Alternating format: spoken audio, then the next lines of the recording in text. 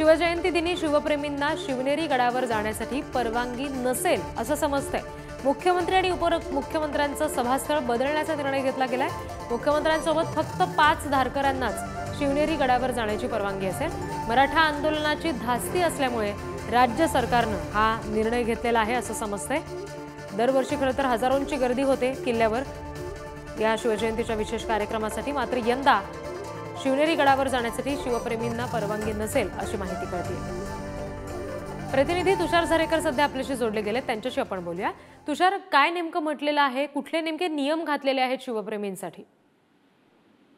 नक्कीच रिद्धी, आपण जर पाहिलं तर 19 तारखेला शिवजयंती सण मोठ्या उत्साहामध्ये साजरा केला जातो।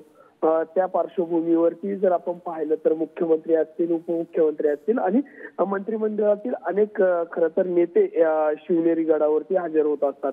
मात्र सध्याची परिस्थिती पाहता मराठा आरक्षणाच्या धर्तीवरती मनोज जरांगेंनी पुन्हा एकदा उपोषण पुकारलं आणि ते उपोषणाला बसलेले एकंदरीत पाहायला मिळाले। या धर्तीवरती या संपूर्ण परिस्थितीच्या पार्श्वभूमीवरती कायदा सुव्यवस्थेमध्ये खरं तर प्रश्न निर्माण होऊ शकतात।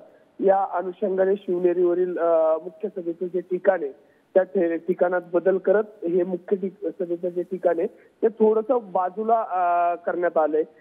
त्याच्यामध्ये खरं तर एकंदरीत सभेचं पहिलं जे ठिकाण होतं त्याच्यापासून हे जे दुसरं आत्ताचं जे नवीन सभास्थळ आहे त्यामध्ये एकंदरीत 50 ते 100 मीटरचा खरं तर फरक करण्यात आलेला आहे। तर दुसरी गोष्ट जर आपण पाहिली तर शिवनेरीवरती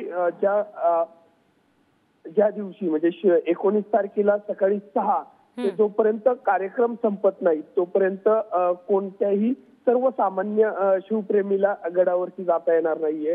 त्यावेळेस गडावरती जाण्यासाठी पासची व्यवस्था खरं तर स्थानिक पोलीस असतील, त्यानंतरून जिल्हा प्रशासन असेल यांनी केलेली आहे।